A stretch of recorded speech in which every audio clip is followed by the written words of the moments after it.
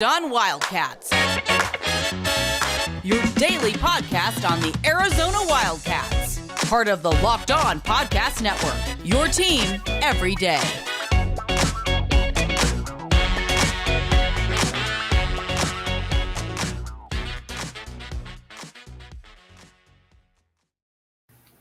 Thanks for keeping it Locked On Wildcats. I'm your host, Mike Luke. A lot to get to today. Thanks for making this your first listen of the day, as always. All right.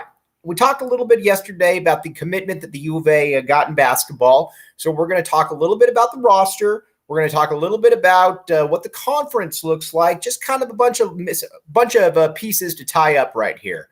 But first and foremost, again, Filip Borovic.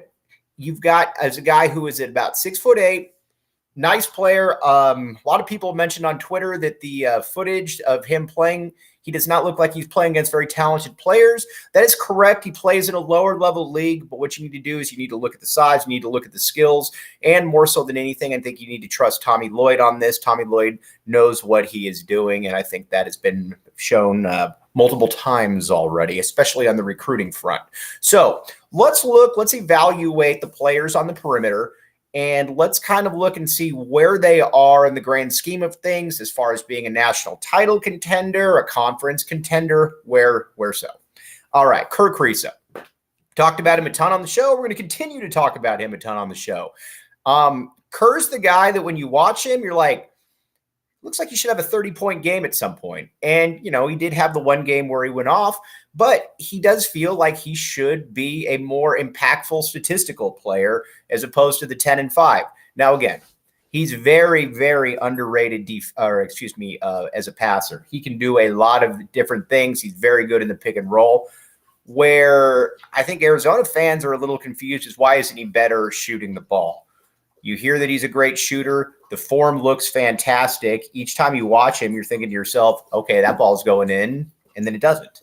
Shot about 35% from the field, 34% from three.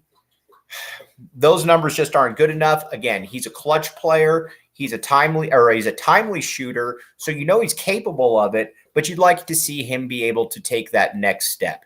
And by that next step, I mean next year be able to maybe average 14 points per game and, I don't know, 5-6 assists, but bump those averages up to around the low 40s. And again, he's more than capable of that. If he wasn't, then we wouldn't be talking about it. But Arizona needs him to be able to take that next step. Defensively, it's always going to be a little bit of an issue for him. So certainly need to take that for what it's worth. All right. As far as can he be a starting player on a national title contender? I say yes with the right pieces around him. I know that's a little bit of a cop-out, but so be it. Pelle Larsson, I don't know that he is a starter on a national championship team, but he is a heck of a reserve on a national championship team. A great sixth man, a great guy that can make the open shot, defend.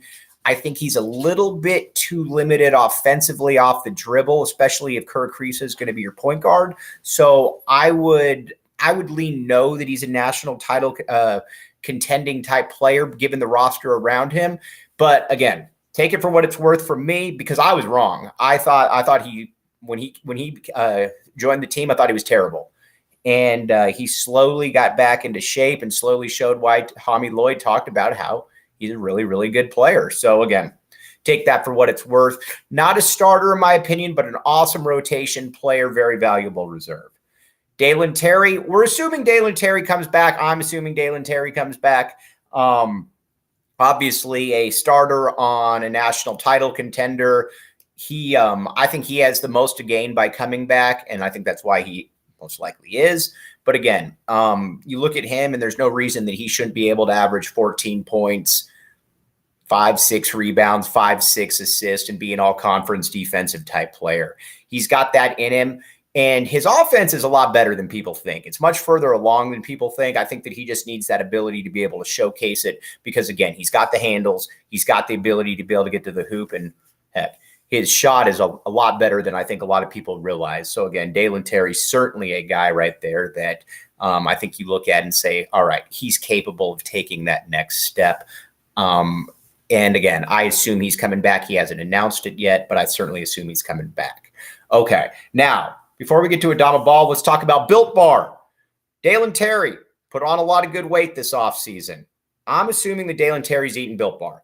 Built Bar tastes like a candy bar, except it's loaded in protein. That's why it's taken off. Sean Schuster and I like the blueberry flavor. It's very good. And you know what? It's energetic. It keeps you going, keeps me going. I need it. I'm an active person. You're an active person. Built Bar, check it out. Thanks for keeping it locked on Wildcats. I'm your host, Mike Luke. All right, now let's talk about the wild card on the perimeter, Mr. Adama Ball. You can always tell, and Lute Olson was the master at this, you can always tell when a coach has high expectations for a player the following season because he starts to put him into games where it's a little bit of a crunch situation, and Adama Ball was that guy. Similar to what Lute did with Michael Dickerson or Jason Terry towards the end of their freshman year, sophomore years, you try to get the guys in to get them a little bit of live fire, for lack of a better term. And that's what he did with Adama Ball, and you could certainly see why he did that.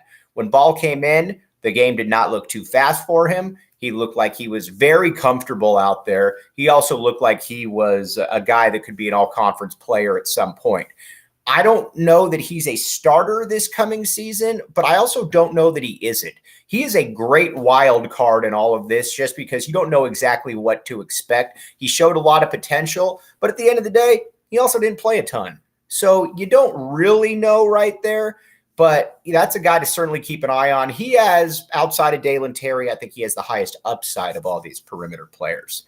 All right, Shane Noel, was obviously committed under Sean Miller, stayed with it through Tommy Lloyd. I've long maintained that I don't believe that he is a Arizona high-level caliber player. I'd love to be wrong on that, but he's always struck me as more of a Washington State type guy. Like I said, could be totally wrong on that. Comes from great lineage, so I don't discount that, but I don't expect him to ever be a major contributor at the U of A. All right. Now, what does the perimeter need then as far as looking at possible roster additions? Well, the first thing they need is you need some athleticism out there. We talked about it ad nauseum. We're going to keep talking about it. You need a guy who is able to break down his defender, who is also able to guard the other team's better player, especially a lead guard. Because again, Kirk Kriisa can do a lot of really good things for you. Kirk Kriisa isn't really just built to be a defender because he doesn't have that strength and he doesn't necessarily have that lateral quickness. He's never going to be a lockdown Reggie Geary type. It's just not in the cards. So you're looking at it and you're saying, all right, two different things. We need to get an impact transfer right here. And is there another player out there? A lot of people have asked, Kylan Boswell or will KJ Lewis reclassify? I don't see that because I don't know that there's a reason for them to reclassify it. Now, listen, they can certainly play there, but I'm all for kids playing out their high school career, get on campus, and especially too, Kylan Boswell just turned 17. So I'm a big proponent of allowing those kids to stay in there. And Arizona has the national brand at this point that it should be able to get a really good player from the transfer portal.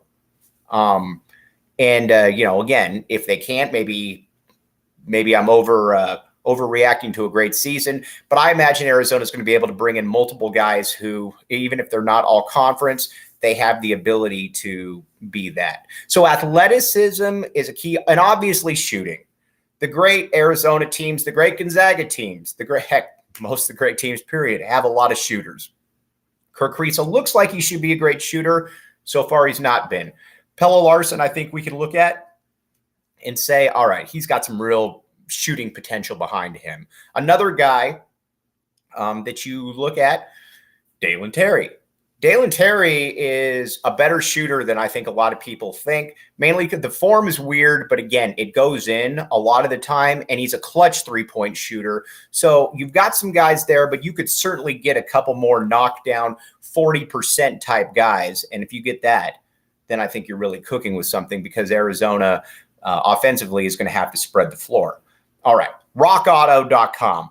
Rockauto.com, everybody's on it. John Schuster's on it. Why go to a mechanic? Why go to one of these stores when you can just get something from rockauto.com that is far cheaper? They have everything. They've been in the business a long time. They know what they're doing. All right. Now, just around the conference, UCLA on paper is going to be the best team in the conference next year. There's no doubt about that, especially with Jaime Jaquez coming back. But after that, I think you look Arizona, Oregon obviously had a down season last year, but this is also a guy in Dana Altman who's won the conference 4 out of 6 years. I doubt he's going to have 2 straight seasons like that. I could be wrong, but it doesn't feel like that. Andy Enfield, USC, they're kind of a perennial top 3 or 4 type program right now. So they're certainly one to keep an eye on as well. We're going to talk, though, more about how Arizona matches up with all of those teams tomorrow. Thank you for listening to Locked On Wildcats.